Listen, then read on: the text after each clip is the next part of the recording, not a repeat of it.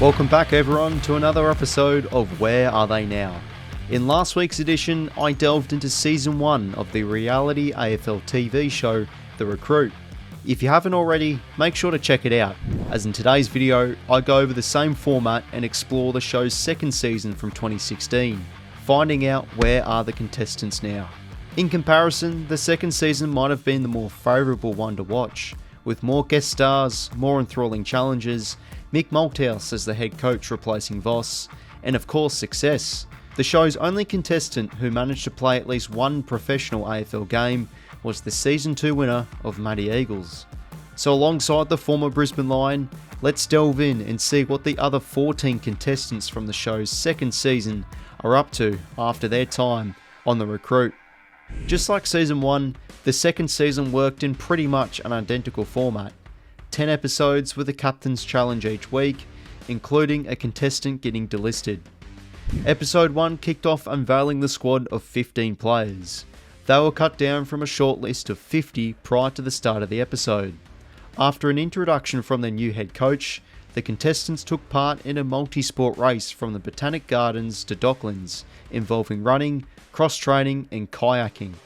Tired bodies and capsizes galore, 𝐓𝐡𝐞 took home the 8.2 km race and won the first captain's challenge, giving him immunity that week and to also lead out the boys in the first game against the Carlton reserves. They got the job done in a cagey and physical affair, then followed the delisting stage. Fabian Brancatisano was voted one of the weakest members of the team. His subpar performance in the race and lack of intensity in the game were the reasons, as he'd be the first player delisted. Playing for West Coburg and VFL side Port Melbourne prior to the show, Fabian continued to ply his trade in the VFL system for Werribee after getting axed. Not managing many games however, Fabian saw more success in the local leagues, booting home 54 goals from 25 games for the Sunshine Footy Club in the Western Region Football League. This earned him a contract from Essendon District Footy League side 𝐓𝐴𝐶, who he still plays for today, and has won back-to-back Division 1 premierships with them. For work and study, Fabian completed his Bachelor of Exercise and Sports Science, worked as a personal trainer, and currently works as a Revenue Protection Officer for Yarra Trams.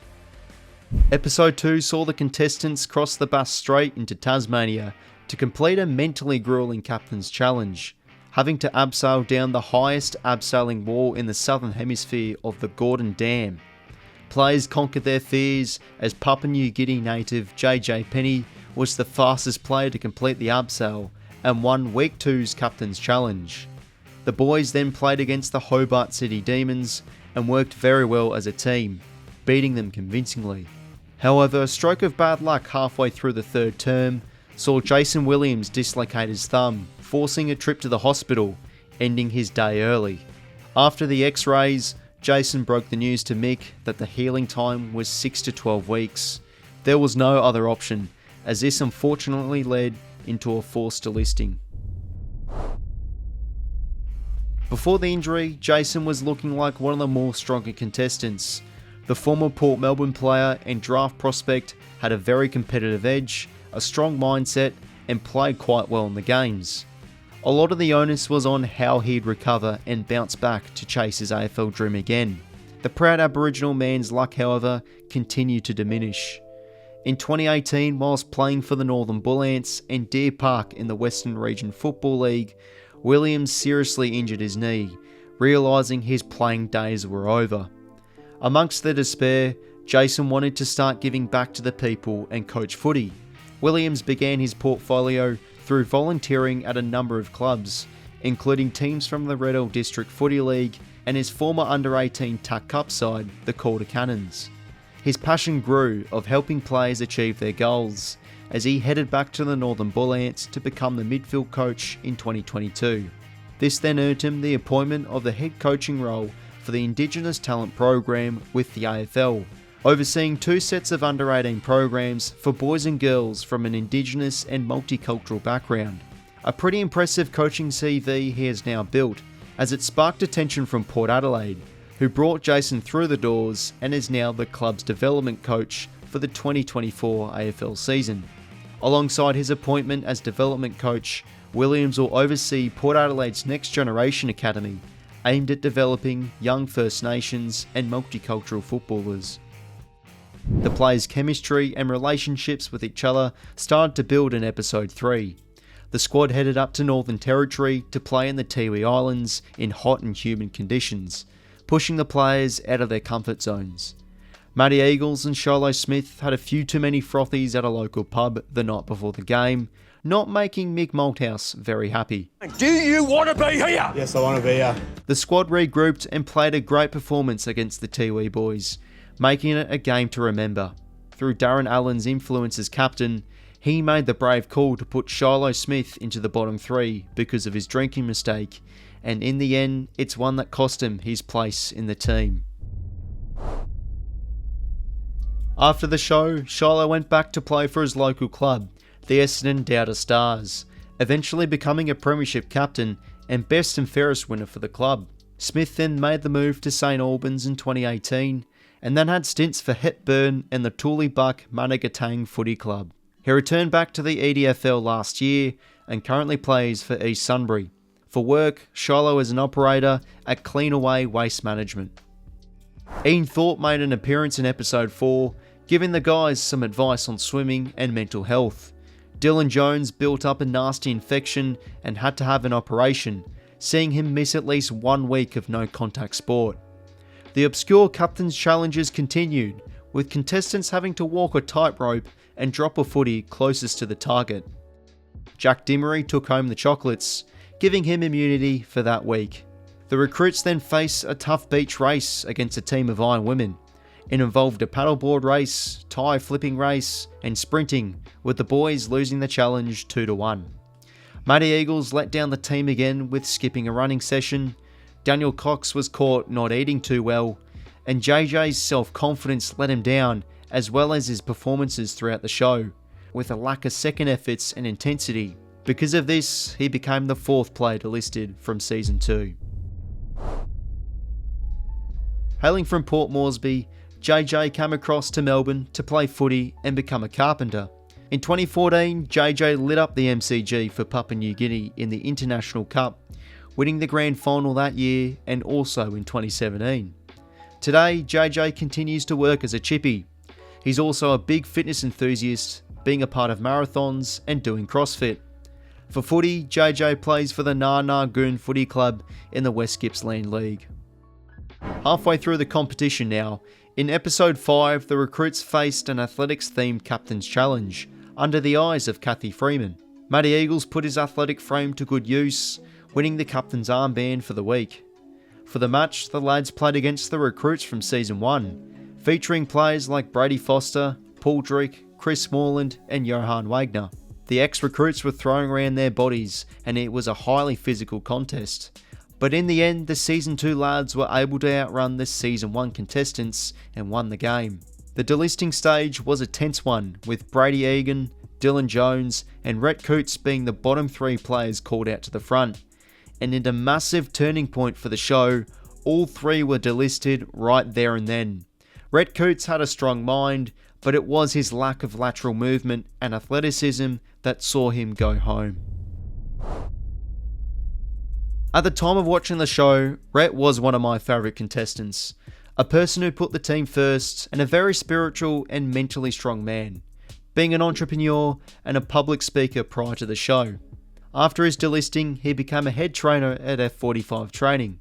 Deciding that AFL was not his future, the next year he packed his bags and moved to New York. Over the years, he has prioritised his mind and health, working as a performance coach and creating his own company called United Mind, a community where 𝐴𝐸𝐸 provides people the best way to live their lives to the maximum potential through goals, training and support.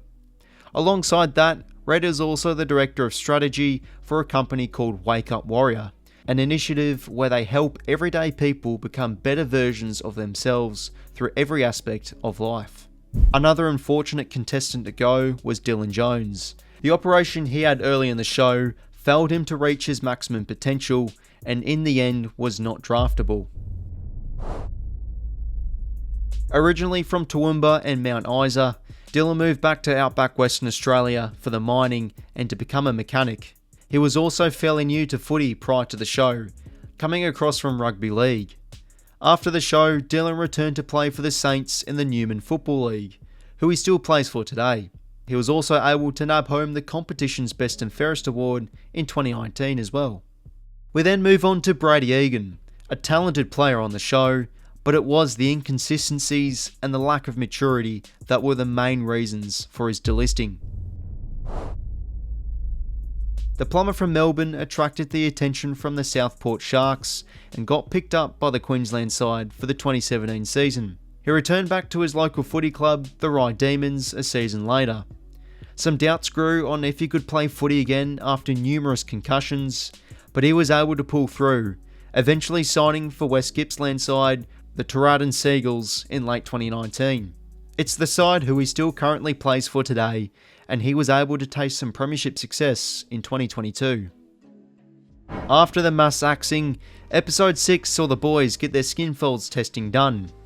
I wonder what this would look like if it was televised in 2024.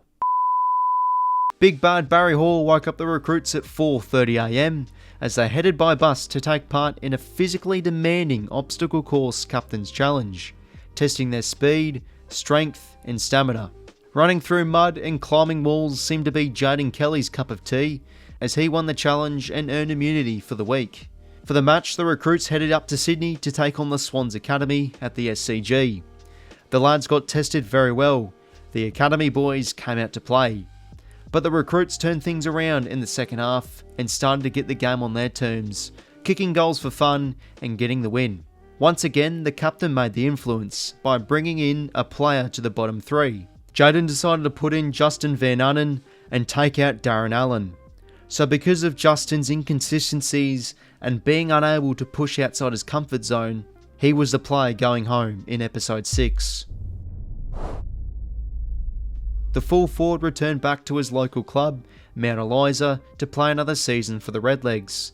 Justin then moved on to play for the Wandon Footy Club, having a very successful stint, booting through 158 goals in 35 games and winning a Best and Fairest. After then a 2-year stint for Dingley, Justin currently plays for the Powertown Football Club. For work, he's a sales manager for waste company Bingo Industries. Darren Burgess led the remaining recruits through a tough training session in episode 7, testing the players' limits. Matty Eagles won his second captain's challenge, being able to tie change a V8 supercar the fastest. Throughout the show, one of Daniel Cox's weaknesses was his poor diet. He'd be in good shape eating well throughout the episodes, but during their time at the V8, he decided to tuck into a pizza, potentially costing him his place on the show, as he was one of the players in the bottom 3 at the episode's end. However, an emotional moment then took place, with 20-year-old Darren Allen saying he's given all he's got and decided to pull out of the competition to head back home and spend time with his son and family. Darren was one of the more unique contestants on the show, a very wise character for his age, but just had that lack of appetite and confidence to win an AFL contract, in the end respectfully prioritising his family first. After pulling out of the comp, he headed back to play for his home side, the Lindenau Footy Club. Allen was able to become a fine player over the years for the Cats. In 2018, he led the league for goals and made the Team of the Year side.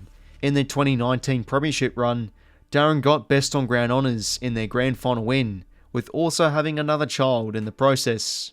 Today, he's still involved with the team, stating he's aiming to get back to his exciting best in 2024. 6 contestants remained in episode 8, and again were pushed to their limits, taking part in a tough boxing session run by boxing champion Lauren Eagle. The recruits then headed back to Marysville to play a game against the emergency services, paying tributes to the 2009 Black Saturday bushfires. The lads linked up very well in the first half, until Captain Jackson Sketcher unfortunately got on the wrong end of a bump, ending his day early from a concussion. The delisting stage commenced and things were getting very tight. There was barely any difference between the top and bottom recruit, but someone had to go home. Jackson, being the captain, decided to go with the unorthodox decision and put himself into the bottom 3, knowing he had the confidence in his own ability to survive the week's delisting. In the end, it paid off, as after heavy deliberation between Ben Dixon and Mick Malthouse, Jack Dimmery was the player delisted. Being a labourer from Sydney prior to the show, Jack originally played rugby league before making the switch. A clean left footer, Jack returned to the Big Smoke and continued to play footy, representing the East Coast Eagles and Sydney University, who he currently plays for. Alongside winning the league's best and fairest, he's also accumulated over 275 games and multiple premierships in the AFL Sydney League. For work, Jack is a project engineer for construction company Richard Crooks Construction. Moving on to episode 9, 5 remained and only 3 would advance to the live season finale. It was getting very close. There was barely any gulf between the best and worst recruit. There was no immunity for the episode's captain's challenge, meaning no automatic qualification to the final. But the recruits still certainly wanted to win the challenge for pride of holding a 10kg footy-shaped medicine ball for the longest. All the lads pushed their barriers, but for Matty Eagles it seemed a piece of cake, easily taking home his 3rd captain's challenge. He led the pack out for the final game of the season, facing the AFL Player Association alumni side, featuring former players like Barry Hall, Jonathan Brown and Brian Lake. The former players had a red-hot crack against the recruits, but the lads were able to outrun the tired old legs in the end. All the recruits gave it their all and had good individual games, proving to the coaches one more time on why they should advance through. And so the time came for the coaches to make the calls, with Matty Eagles called up first and announced he'd go through. Jaden Kelly, however, didn't get the same kind of decision from Mick Malthouse, as the oldest recruit out of the whole squad was delisted. Out of all the contestants of the show, Jaden was one of the most resilient and hard-working characters, making right decisions and being a brilliant leader. But at 27 years of age at the time, he did have that downside of the lack of top-end speed and athleticism compared to the other contestants. The miner from Broken Hill went back to playing for the North Broken Hill Footy Club. He continued to play footy and work in the mines, whilst having a child and completing a Bachelor of Psychological Science in the process. Up until recently, he decided to have a career change and now works at an industrial equipment supplier firm of Lawrence Industrial. The next player called up was Daniel Cox, and he'd advanced through to the final, which left Jackson Sketcher and Jordan Treloar. Very hard to separate the two, but in the end it was Jordan Treloar that advanced through, leaving Jackson Sketcher the unlucky man to miss. Jackson's improvement on the show was very impressive, and as stated from Mick Malthouse, it was a very tough decision to let him go. Having stints in the VFL prior to the show, Jackson returned to play for the Noble Park Footy Club in the Eastern League. Sketchers had some great success for Noble Park up until now, taking home the league's Best and Fairest award just last season, and boy oh boy did he notch up some unbelievable performances. Recently re-signing for the upcoming season, for work Jackson is a major account manager for machinery manufacturing company Adaptalift. And now for the live finale. Just like season 1, it included the lengthy ad breaks and interviews. How good? The club's recruiters then did a Brownlow 3-1 voting style for the 3 recruits, and the contestant with the highest amount of votes would win the AFL contract. The player with the least amount of votes was Jordan Treloar, ending up finishing in 3rd.